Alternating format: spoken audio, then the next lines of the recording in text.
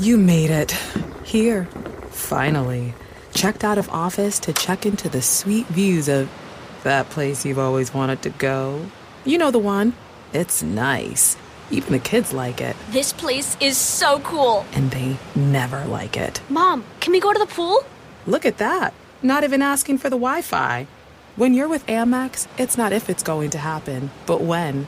American Express. Don't live life without it. Hey, it's Storyworthy. Today on the show, writer and filmmaker Tim Kirk talks about how faking it got him on The Muppet Show. You know, they had to do various takes, so about 5 times I said, "Will you marry me?" And every time I could hear this little titter among the crew, right? And finally the director said, "Okay, guys, we're going to take a break." And he kind of like berated them, you know, got to be professionals.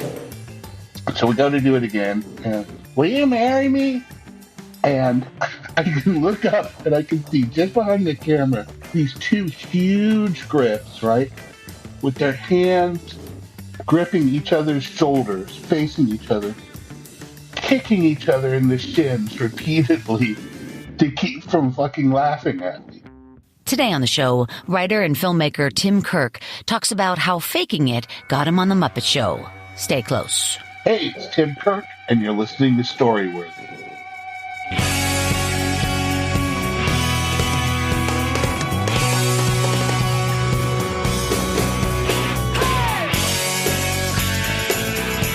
Welcome to Storyworthy. My name is Christine Blackburn, and I'm coming to you from Los Angeles, California.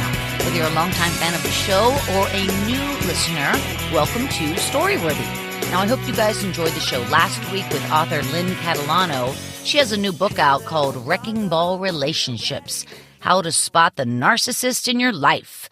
And I got to tell you, man, it is a great episode. Go back. Lynn is she just has such a way of talking about narcissists for what it is, you know, and, you know, the way that they gaslight you and the way that they turn things around. They make you think you're crazy. But that's a narcissist, and they're out there. And listen to the program last week, you guys, because you'll start spotting the narcissists in your life, and you get that book, Wrecking Ball Relationships, you'll know what to do. Anyway, but not today, you guys. Stay with me today, because today I have another really interesting guest. His name is Tim Kirk, and he is a producer and a writer. And I've known Tim for several years, but I feel like Tim, it was like we each have daughters, and they were like in the same play group and stuff. But we were always sort of busy. We kept missing each other. And then there was a pandemic. Yeah. You know? Yeah.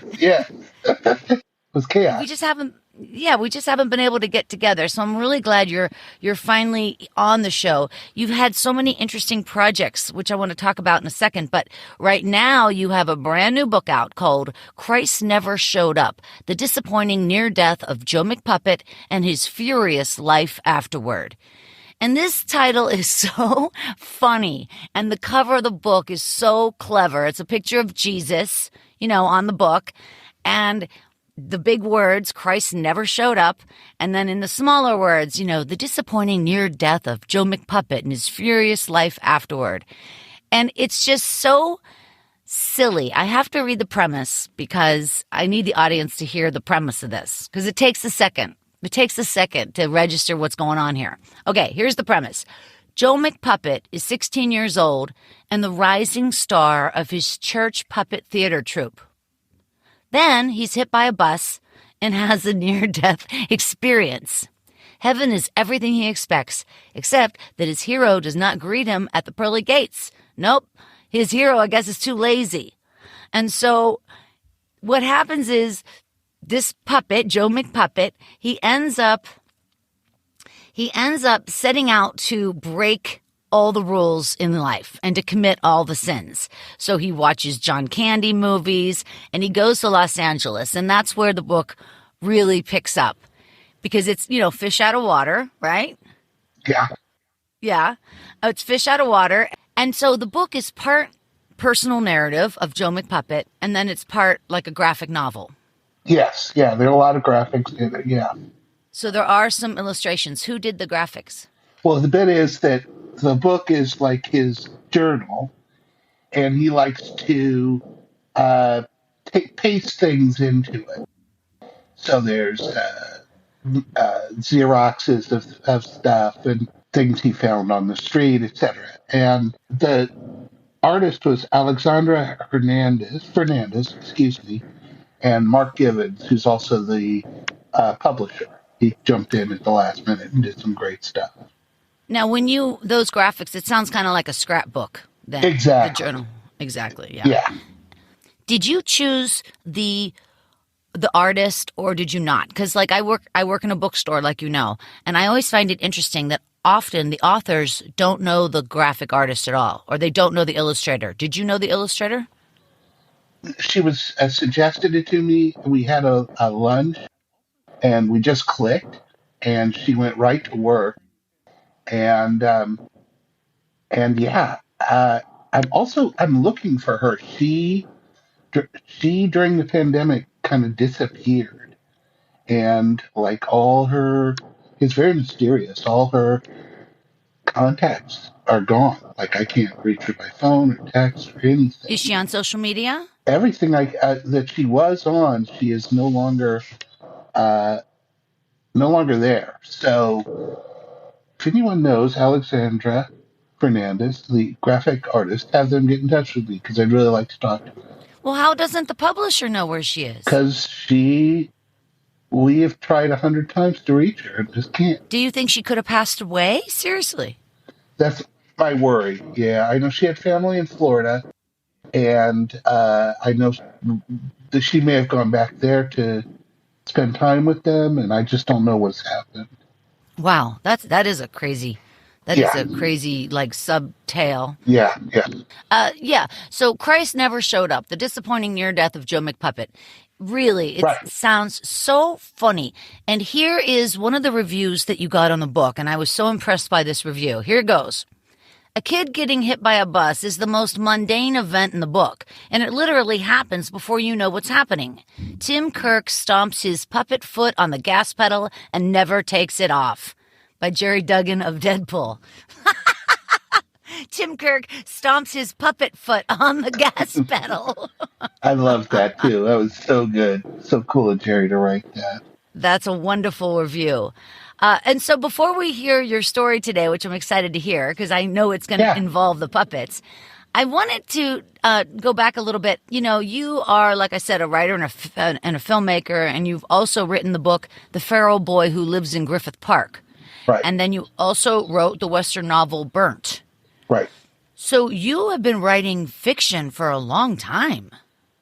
Yeah, for a while. Yeah. I was, I was a screenwriter, and then I've been doing documentary films for a while, and I just needed to write, and I kept writing, and it was, especially when my daughter was very young, it was a way to feel very connected again to the writing and to the creative side of myself, as I was spending a great deal of time with a young child. And you know this, it's wonderful, but it's also incredibly boring at times. And this was just that drove me to get back into really writing my narrative fiction, which has been really, really a gift to have, as long as having a wonderful daughter. So. Yeah. No, but it's true. You know, babies, you know, when you're the stay-at-home parent or whatever, it's, you know, I know your wife was working full-time, and so you're like the stay-at-home dad, like I was the stay-at-home mom, and it gets boring and it gets lonely. Yeah. And it gives you a lot of time, though, with yourself. And I think that, you know, I started Storyworthy in 2010. My kid was 3 at the time. And I do think that having her and being home gave me my creative juices, too, like to kind of center, like, well, what do I really want to do? I have all this open time. I could be writing. If I'm not writing, like, you know, then you can't, like, bitch that you don't have any products if you didn't write it down. Like, I don't know. Yeah.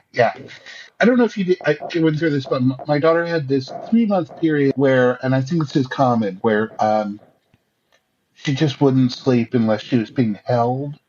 Aw. And so I was up all night just holding her but I was able to type with one hand, and so I was able to get a lot done at that time. And I had to just say, okay, what is going to be my what's my goal for this time period? Because otherwise, it just feels like the most wasted time in the world, just holding, you know, Uh-huh. Yeah. just lay her down. But no, she won't take it. Uh, so anyway, that was a really very productive time. It's wonderful to be productive like that. I also remember a lot of pacing, a lot of walking back Oh and yeah, forth, walking yeah, in circles, like walking in circles around the bedroom like 100 times. yeah. Oh, for sure, for Or sure. walking the parameter of the carpet, or like, you play these games just to kill the goddamn time until they sleep.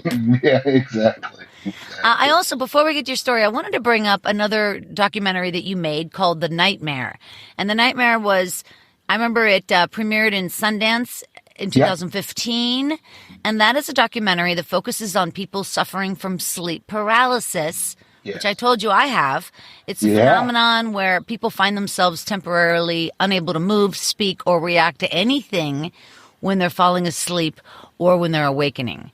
And now in the documentary, I watched part of it, but it got downtown real quick. Like it got really down and dirty quick because you guys were dealing with individuals that have hallucinations during their sleep paralysis. Like people literally see demons and devils in the room, sitting on them and suffocating them. Like it can yes. be totally totally crazy. I don't have that kind of sleep paralysis. I mean, I have the sleep paralysis, but I don't have the demons, thank God. So you wake up and you're frozen. You can't move. I can't move and I feel like I'm suffocating, like I can't catch my breath. And in my mind, it's going on for 4 hours, and I wake up and 3 minutes will have passed. Sucks. God, yeah, yeah, yeah. The amazing part of these things is the consistency between the people we would interview about what they were seeing. The shadow Oh, person, God. the shadow man that would come to them, and so that's where it gets really spooky. That there's this shared hallucination, there's this shared vision, and that it's consistent within themselves. It's not like, oh, I saw him once. It's like every night this thing happens. How did you find the subjects for that documentary? Um, Through Reddit and other social media, we just reached out that way. In the previous film we did, Room 237, which is based on theories about The Shining, we were able to just go online and read what people had written or had talked about in some lecture or something or another. But this is a little more personal story. And and yeah, we got some really incredible people to come and talk to us, on both. Well, and it's amazing. These people are from all over the place, and like you said, they're having a shared hallucination. How do you say that? Hallucination. Hallucination? They're having a shared hallucination. That's unbelievable. Yeah. It's like it'd be crazy to have the same dream as anybody, let alone the same hallucination. Yeah. And then we find artwork going back forever of what's called the old hag, which was this old crazy woman sitting on the chest of the sleep paralysis victim, which would then be why you're suffocating, like what you were feeling.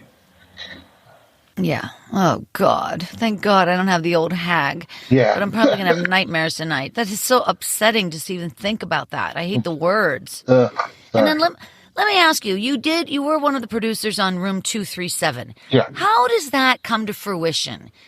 Like everybody's curious about The Shining in that room. Everybody is curious about that, Room 237. But how did it come to fruition for you to become part of that documentary? Well, Or it wasn't a documentary, it's a fiction. How do you describe that? Well, it's called a documentary, and it is a documentary. We let these people talk, the interviewees, and then we use our the machinery of filmmaking to make the the strongest propaganda for their opinion and their theory, and then we move to the next one. I know, but room 237 in The Shining is fabricated to begin with. Like, what are you talking about? Oh, what people talk about? Like, Yeah, what in is other it? words, room 237 is a documentary about the room in the movie The Shining. It's about all the theories about that room and other things within The Shining. Yes, I know, but it's fabricated to begin with. It's fiction, right? I'm trying to figure out who's fiction because these people who are talking are serious and has spent a lot of time thinking on these theories about the Shining. For example, one believes that it's all about the Native Americans, and another believes it's about that Kubrick was doing a thing about uh, World War II and the Holocaust, and another believes that it's Kubrick. This is the really out there one, which is a really fun one, which is that Kubrick, he, you've probably heard this theory that he faked the Apollo moon landing. He shot that, and that didn't happen. He did it on a soundstage. Oh, And this film is his confession. And if you watch closely, here's little clues, and he's giving the audience that yes, he did do that. That's what, like what kind of clues? like, Danny is wearing a sweater with the Apollo 11 uh, uh, The moon moon landing. landing. Yeah. 237 is the distance between Earth and the moon, to 237,000 miles, something like that. Yeah, a trillion million Yeah, there's miles. a bunch of different clues in there. Uh, and he talks about his discovery of that too, which is really incredible. Like, he watched the film and he was like, yeah, and he started watching again. Then he started realizing what was going on, and he realized he faked the moon landing. Yeah, and this is the clue. Wow. This is it. This is his confession. And he spent a lot of time talking about that and writing about it and thinking about it. He was a smart guy, so a lot of stuff he comes up. And you watch it and you're thinking, oh, what a crazy idea. And then you're watching it and then you're like, holy shit, that looked pretty. Authentic. And that's a crazy moment. That's a crazy moment because then you're like, wait, is the whole world completely different than I ever thought? Is the universe completely different than I thought it was? Ay, ay, Where this ay. kind of shit But happens, it's kind of a you know? conspiracy theory kind of a thing then. Yeah, yeah, this is. Some of the others are a little more academic, you know. But who came up with the idea to create this documentary, Room 237? Like, whose idea was that to begin with? During that time with my daughter, when I pretty much finished the internet, I pretty much saw every corner and angle there was. Right towards the end of that, very far edges of the internet, was Jay Wiener's theory about the Apollo, faking of the Apollo moon landing, being closed. And I was like, holy shit! And I got in touch with my friend Rodney Asher, and he's a big Kubrick fan like I am, and he was like, holy cow! And then it was just back and forth for like weeks, like, oh my god, I found this one about the Aztecs, or I found this business about World War II, you know. Yeah. And then we were like, hey, you know, if we get enough of this, we can make a film out of it. And we did, but we didn't know what to do with it. And then fortunately, Sundance said, great. And we were, okay, we'll do it. Wait, did And from somebody, there, it went on. did one of your friends, did one of these producer guys of your friends, did somebody know somebody at Sundance? Because like nobody gets accepted to Sundance. I mean, they take like one of every 10,000 submissions or some crazy numbers. Yeah, not Did really. somebody know somebody? No, I mean, we know we're better friends with a lot of those people now. But yeah, we did. Rodney had lunch with a guy who worked over there, and we told him about it. And it was more like encouragement. He was like, Yeah. oh, you should finish that. Not, Oh, I will definitely get that done at Sundance. But yeah, but he was helpful. I think he shepherded it, Nice. and I appreciate that. Yeah, no kidding, no kidding. Well, you really do have a great body of work, and I'm really glad you're here. So let's get over to your story. But before we Sure. do, I wanted to remind everybody that we are playing Story Smash, the storytelling game show, every month at the Hollywood Improv. Come on down to the Improv. It's usually the last Saturday of the month, but you can check storysmashshow.com for more information and to buy tickets. And also, follow Story Smash on Instagram at Story Smash because that's where all the show pictures are. That's the action. That's the action page. All right, you guys, he's here right now. Tim Kirk. You hear him talking. He is a writer and a filmmaker whose puppet plays have lit up the internet. That's right, your puppet plays. You are the author of The Feral Boy Who Lives in Griffith Park and the Western novel Burnt, like I said, and your films include Sex Madness Revealed, The Mystery of Durango, and the faux audio commentary, director's commentary, Terror of Frankenstein. You have produced Room 237, like we said, The Nightmare, and With Him Came the West. Also, A Glitch in the Matrix and the El Duce tapes. What was that, the El Duce tapes? El Duce was the lead singer of a band called the Mentors in the '80s, and they were famous for their lyrics to "Golden Shower" being Oh, read on the floor of Congress during Tipper Gore's, hearings about, lyrics on the albums, like that? yeah, Yeah. lyrics, yeah, yeah, and they were just this trash band, and they got rocketed to fame by this, Oh, how by this, funny. and then we caught up with them when the rocket was crashing, and it was kind of an interesting story of this unexpected superstar for a minute who was returning to Earth. Interesting. The El Duce. Dulce. How do you say that? El Duce. Al Duce, Duce, El Duce yeah, tapes. All right. And right now the new book is out. Oh, no, it's coming out. June 3rd, I believe is the date. It's coming out. Christ Never Showed Up. The disappointing near death of Joe McPuppet and his furious life afterward. You guys can find Tim Kirk over there on Twitter at Tim2Kirk. And are you on Instagram, man? yeah, same. Tim Kirk. Tim to Kirk. All right, you guys, wherever you are, put your hands together for the very talented Tim Kirk.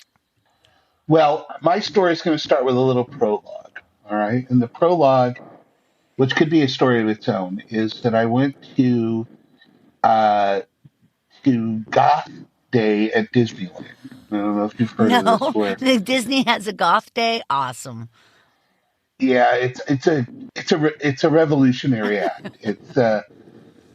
So once a year, all the goths in Southern California and some from out of state come, and they all converge on Disneyland. And I always thought, oh, this would be such a hoot to go to. So I convinced a friend of mine, and she and I went all dressed up in our black clothes, and it was just a total hoot because we were just wherever we are, there'd be these roving hordes of goths that would come up, and then they would see us, and they'd be like, "Hey, we're all going to Pirates of the Caribbean! Come on!" And we like, "Yay!" And we joined them, and it was just this hilarious experience. But anyway, at the end of the day, and this is how we get into the main story, is we went to a pool party afterwards because it was terribly hot.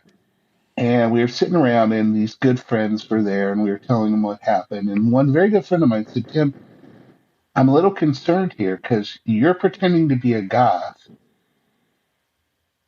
and you pretended to be a puppeteer, and you ended up on the Muppet show. So where's this going?" And so anyway, so here is the story of how pretending to be a puppeteer got me to the Muppet show. I had been writing online these puppet plays for that would be posted on a resource center for people to use these plays, and generally at their church. Uh, and it was just this. That's a whole story, and that's in the book. Is about that whole world. and it's where the character that Joe McPuppet came from was from that research of dealing with these Christian puppeteers. And there's a lot of drama, and I learned a lot about these people, and also about someone like Joe, whose whole bit is that he loses his faith, and he's trying to find a place in the world where he is suddenly cynical and angry. He's never really experienced those feelings before, you know? So anyway, I've been doing it for a while, and I thought, boy, it sure would be fun to actually do something with a puppet. And I came upon this thing that Lifetime TV was doing an on-air proposal bit where Wayne Newton would say, hey, folks, it's time for another Marry Me moment. And then they were going to introduce various people who would come on, be filmed, proposing directly to their guy or gal on TV. And then I guess the idea is that they would see it, right? And then they'd be like, oh my God, yes, you know. Uh, so I thought, well, I got to try this. So I made a tape. I got a friend of mine who is a really great actress, and she played the Yeah. girlfriend, and we dressed up. We got all these puppets, and we dressed up in matching T-shirts and all this. And so I got it, and they flew me to Vegas, and I was there, and they had this big room set up, and they were having us come through and doing it. And I had a puppet made for a lot like myself, and the bit was I would speak into the camera and I would say, Sarah, you're the love of my life, something like this. You pull the strings of my heart. You're the puppeteer, my life, sort of thing. And then the puppet would raise his little hand with the ring in it and go, will you marry me? Right. Okay, so then they had to shoot this a number of Now, times. they think that you're serious about this. Yes. You're lying. Absolutely. You totally made up a story. Totally. And what prompted you to make up a story to do this? Well, by the way? I had a friend who'd moved to Vegas. So I thought it'd be fun to go see him. Uh, I also just thought it would be really hilarious. I don't know. In retrospect, it was kind of a pain in the ass, but there was one incredible moment where they had to do various takes. So about 5 times I said, blah blah blah. Will you marry me? And every time I could hear this little titter among the crowd. And finally, the director said, "Okay, guys, we're going to take a break." And he kind of like berated them. It's important to this fellow. You gotta, this kind of thing. You gotta be professionals. So we go to do it again. And, will you marry me? And I can look up and I can see just behind the camera these two huge grips, right, with their hands gripping each other's shoulders, facing each other, kicking each other in the shins repeatedly to keep from fucking laughing at me, right?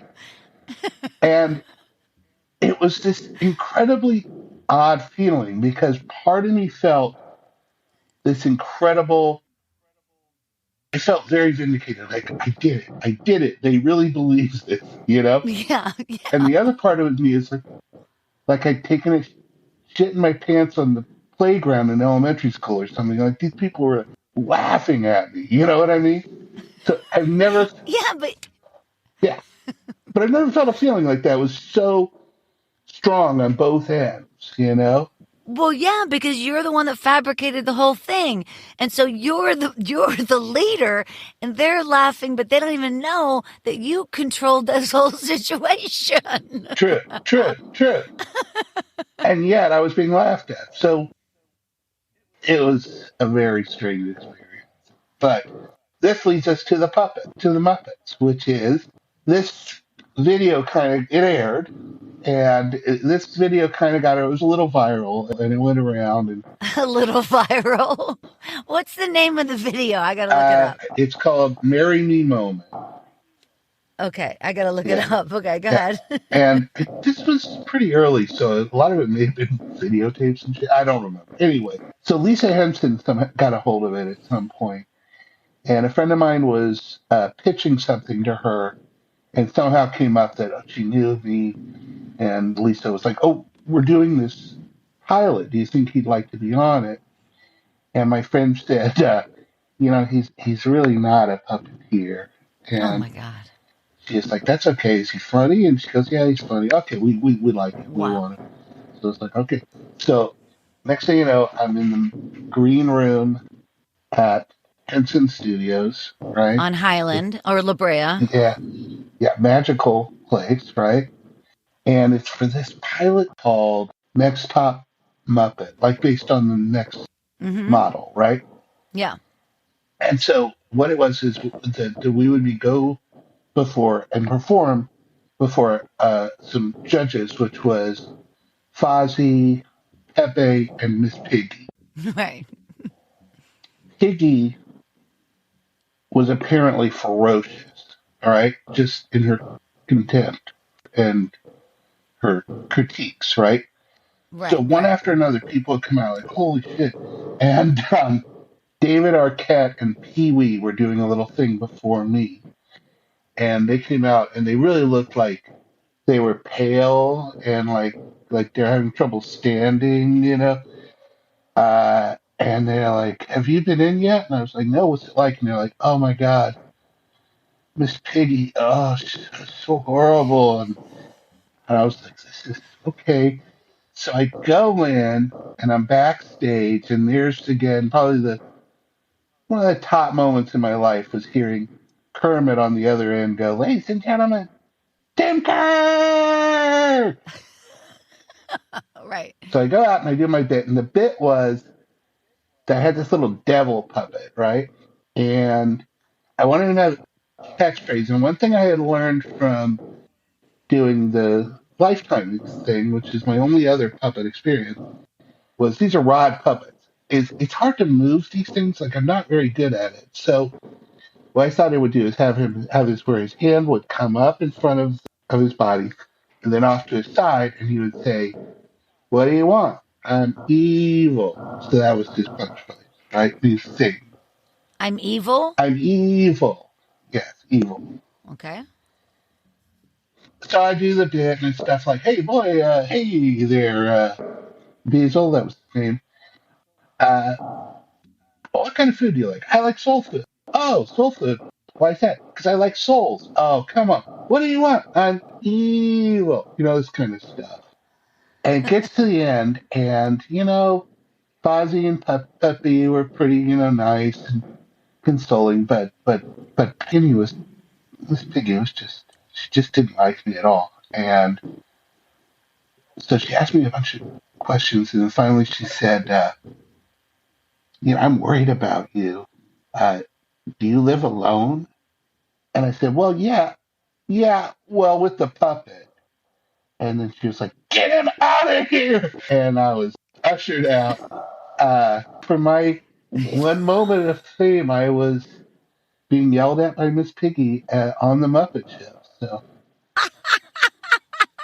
And so David Arquette and Pee Wee Herman, those guys went out first. And what was their little act? They were doing a little bit, and they also got screamed at.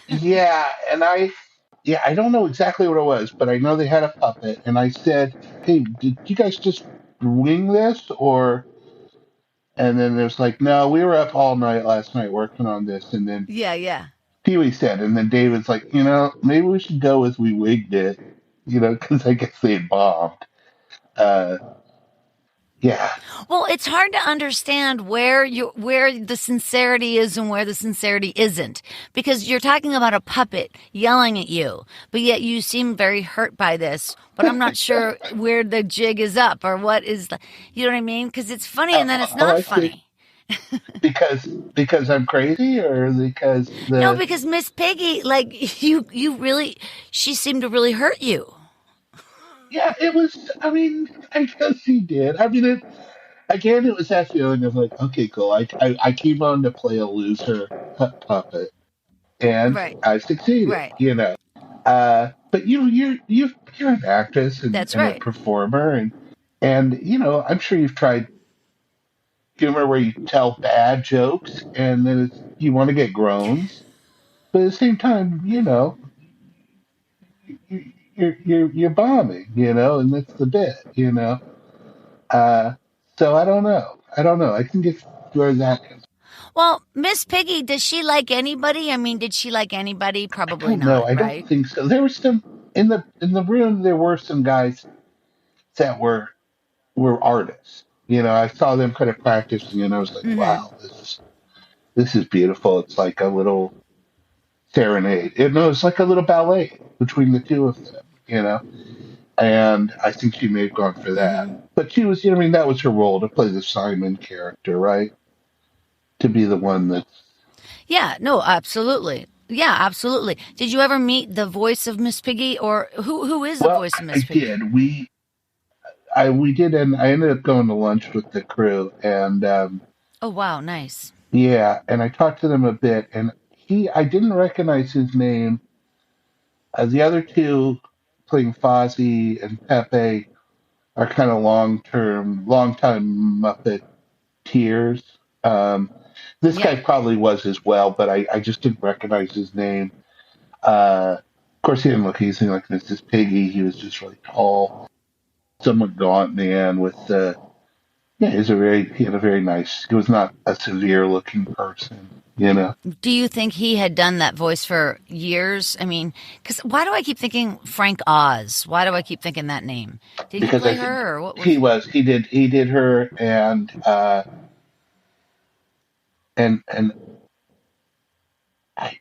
and Jim did a couple of those. Whichever it was, I know this guy was a replacement. I know he wasn't Yeah, the original Piggy, but he made it his own. I mean, he did. yeah, that's wonderful.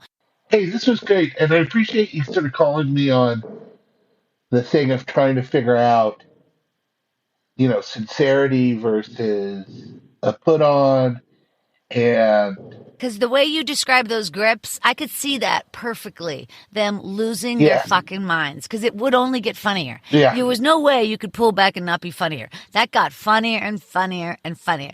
Will you marry me? yeah.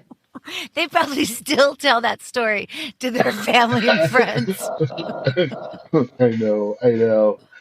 Gold. That was Oh, it gold. was. Comedy Uh, gold. well, thanks. Yeah. Well, thanks so much, This and I is fun. really, but I appreciate you pushing me on that about what is that moment? Are you know what I mean? Are you Yeah, feeling? yeah, because there's What so are you many feeling? layers. It gets too layered. All Yeah, of a sudden, I'm like stoned. yeah. I don't even know who's true. I don't know who's legitimate. I don't know who's sincere.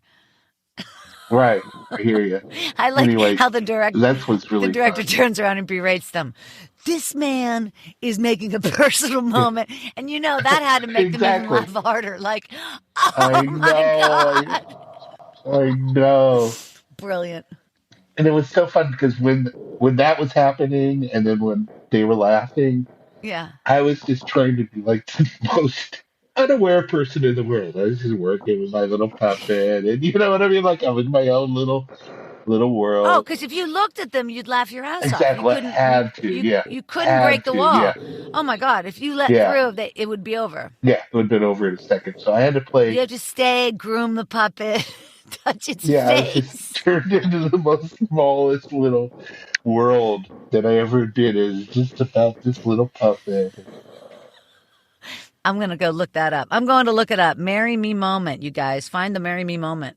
Yeah. I'll send you a link. I'll send you a link. How's I'd love that? to see that. I'd love to. So, do you still have like an obsession with puppets, or you're not obsessed with puppets, but you do like puppets still? I do. I like to see a puppet. If it comes up, I'll definitely go check it out. I'm not as completely, let me see, overwhelmed by that. Consumed. There was a point when I was kind of consumed with this whole idea of puppets, and I mean, I've written, I've pitched a couple of puppet documentaries that get pretty out there. Um, haven't gotten any far. I haven't done that yet, uh, but I'm not as crazy about it as I was once. Do you own puppets? Well, the ones we made, uh, I made a And they're couple. all Rod puppets. They're all rod puppets. Yeah.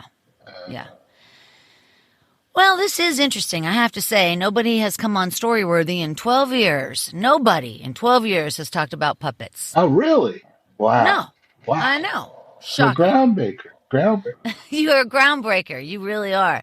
Did you see the play on Broadway, the big one, Avenue Q? I did. Fortunately, my wife was kind of into puppets too, so we thought, oh, we got to go see it. Yeah, we did. good. It was fun. Yeah. It was really fun. Yeah. That was well, because when you see those, the words and you hear the criticisms or whatever coming out of a puppet's mouth, it's like nobody gets hurt. I don't know how to say it. You know what I mean? Like, no, Yeah. we can't get too offended because it's coming from a puppet. Yeah. Yeah. That's the truth. Yeah, that's the truth. Well, I am very excited about your new book, Christ Never Showed Up. And I really think this is going to be funny. And it just seems like such a funny book. Christ Never Showed Up, the disappointing near death of Joe McPuppet and his furious life afterward. I like that word furious there. His furious life. Because he is a puppet in Los Angeles and he is, the fish out of water. But I'm thinking of the word furious, like chaotic or, like really fast moving or, furious. It's funny. Yeah. It's a funny word. Yeah. Fast and furious. Yeah, that's a funny word. Well, you just keep on working and working. And man, oh man, I'm glad we have artists like you out there, Tim Kirk. Well, thank you. Well, I appreciate you're here. And I can't believe we finally did this. I know. It's been a long time coming, so thank you. You guys can find Tim Kirk over there on Twitter and Instagram at Tim2Kirk. And, of course, follow me over there as well at Storyworthy. All right, you guys, one more time on behalf of the very talented Tim Kirk. Thank you, friend. Thank you. And if anyone's in L.A. and wants to come see me read, I'll be at Skylight Books on June 3rd at 7 p.m. So come on over and I'm going to be there, too. Cool. I look forward to seeing you. I'm going to host that event, June 3rd, Skylight Books. Come on down, you guys. All right, you guys. My name is Christine Blackburn saying, make it a story-worthy week.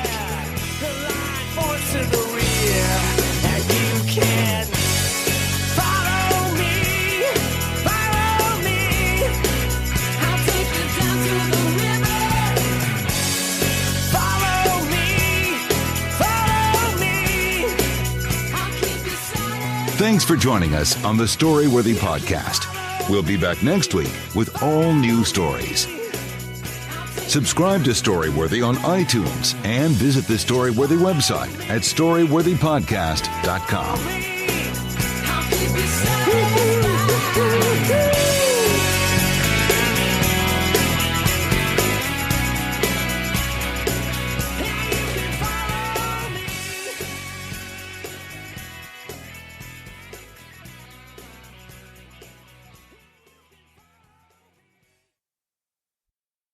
What's that place you've always wanted to try? Well, you're there, sharing plates with... Just one bite. Or on second thought, maybe not sharing. It's that good. When you're with Amex, it's not if it's going to happen, but when. American Express. Don't live life without it.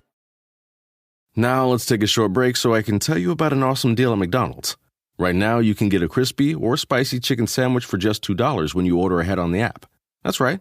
You get either one of your favorite chicken sandwiches for just $2.